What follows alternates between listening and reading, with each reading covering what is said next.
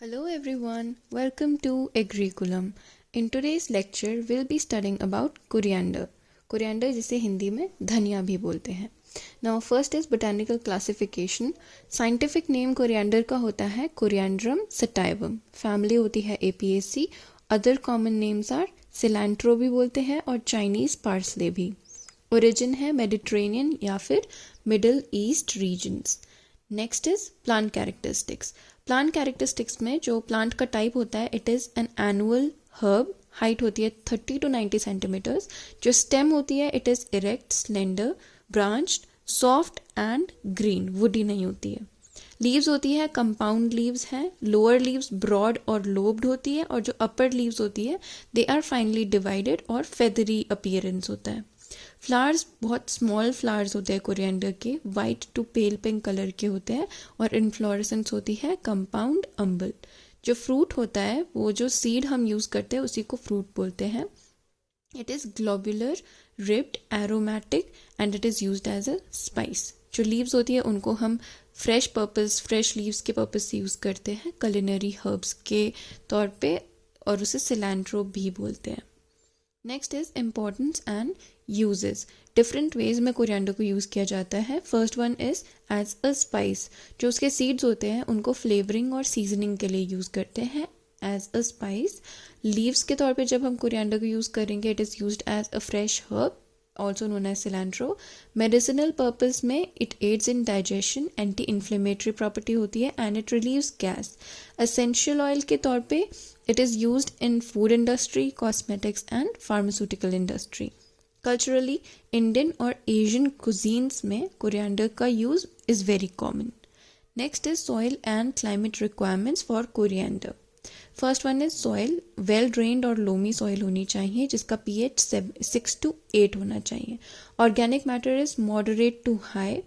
Climate cool और dry climate ideal होता है कोरिएंडर की कल्टीवेशन के लिए. और temperature 20 to 25 degrees which is moderate. Rainfall 50 to 100 centimetre से ज़्यादा नहीं होनी चाहिए. एंड सोइंग टाइम 2 बार सोइंग कर सकते हैं, राबी और खारिफ सीजन में. राबी होता है जब हम अक्टूबर से नवंबर में सोइंग करते हैं. खारिफ होता है जब हम जून टू जुलाई सोइंग करते हैं. नेक्स्ट आर कॉमन वेराइटीज़ जो कोरिएंडर की ग्रो की जाती है. First one is CO1 and CO2 जो कि TNAU से रिलीज हुई है, Tamil Nadu agricultural university. Next one is Gujarat coriander 1 GC1. It has bold seeds और यील्ड भी हाई देता है.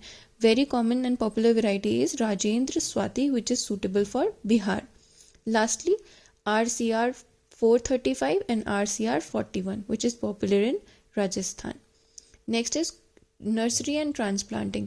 यूजुअली कोरिएंडर को हम डायरेक्ट सीडेड क्रॉप मानते हैं, डायरेक्ट सीडिंग होती है. हाउएवर अगर हमें लीफ प्रोडक्शन के लिए कोरिएंडर ग्रो करना है तो हम नर्सरी रेजिंग कर सकते हैं but it is optional. Direct seeding से भी अच्छी क्रॉप मिल जाती है. अगर हमें नर्सरी रेजिंग करनी है तो 10 to 15 डेज बिफोर ट्रांसप्लांटिंग हमें नर्सरी रेज करनी पड़ेगी. ट्रांसप्लांटिंग टाइम रहेगा 3 to 4 वीक ओल्ड सीडलिंग्स को ट्रांसप्लांट करेंगे और स्पेसिंग रहेगी 20 into 15 centimeters. Next is fertilizer management. FYM which is well rotten farm yard manure वो हम 15 to 20 tons per hectare लेते हैं.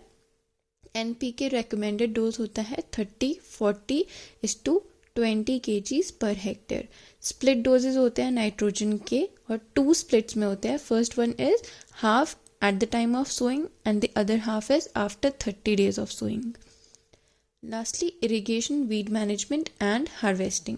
First, at the time of sowing irrigation होती है and then 10 to 15 days interval पे sowing करेंगे depending upon the environmental conditions and we have to avoid waterlogging. For weed control, 1 to 2 hand weedings are enough and we can use pendimethalin जो कि एक pre-emergence herbicide होता है. Mulching is also preferred because वो weed की growth को control करता है. Lastly harvesting. लीफी टाइप के लिए हार्वेस्टिंग करते हैं 30 to 40 days after sowing. Short duration crop है. और सीड क्रॉप के लिए हम हार्वेस्टिंग करेंगे जब जो हमारे फ्रूट्स है वही जो सीड को हम कंज्यूम करते हैं उसे ही फ्रूट बोलते हैं. When it turns brown and it is dry तो हम सीड क्रॉप के लिए हार्वेस्टिंग कर सकते हैं. Next is physiological disorders in coriander. First one is bolt formation. Cause क्या होता है बोल्ट फॉर्मेशन का? हाई टेम्परेचर और वाटर स्ट्रेस। सिम्टम्स होता है early flowering before vegetative growth. अगर वेजिटेटिव ग्रोथ अभी हुई नहीं है लेकिन फ्लावरिंग आ गई है तो हम उसे बोल्ट फॉर्मेशन बोलेंगे। कैसे करेंगे हम इसे?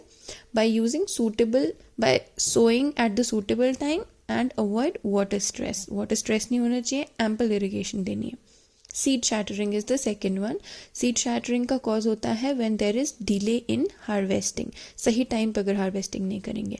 सिम्टम्स है कि मैच्योर सीड्स जो होते हैं दे फॉल ऑफ, विंड की वजह से वो गिर जाते हैं, तो सीड शैटरिंग हो जाती है। कैसे मैनेज कर सकते हैं? अगर हम प्रॉपर मैच्योरिटी स्टेज पे हार्वेस्टिंग कर लेंगे तो सीड शैटरिंग नहीं होगी। That was all for today's video. Do like, share, comment and subscribe. Thank you.